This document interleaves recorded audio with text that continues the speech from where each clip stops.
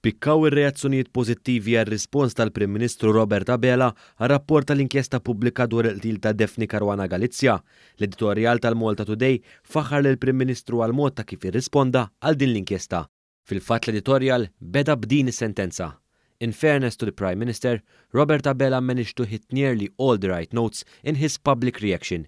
L-istess editorjal jgħid ukoll li the Prime Minister struck a very different tone when it came to actually accepting the inquiry's conclusion. Dan b'reazzjoni għall-apoloġija tal-Prim Ministru fisem il-Gvern għal dak li konkluda l-bord tal-inkjesta pubblika. L-istess editorjal jinnota wkoll l-apoloġija tal-Prim Ministru lill-familja ta' Daphne Caruana Galizia li ma' apoloġija ġiet aċċettata mill-familja Caruana Galizia. L-editorjal jinnota kif ir-rispons tal-Prim Ministru għall-eżdu ta' din l-inkjesta may very well have kick-started a process that may, in time, even lead to some form of national closure. Dwar dan l-aħħar punt tal-istess fema kien l-opinjonista indipendenti Rejf Vassallo. Fuq l-istess gazzetta bis ftit paġni wara, Vassallo jgħid kif ma stennix dan it-tip ta' rispons u saħansitra kien sorpriża l-aħħar.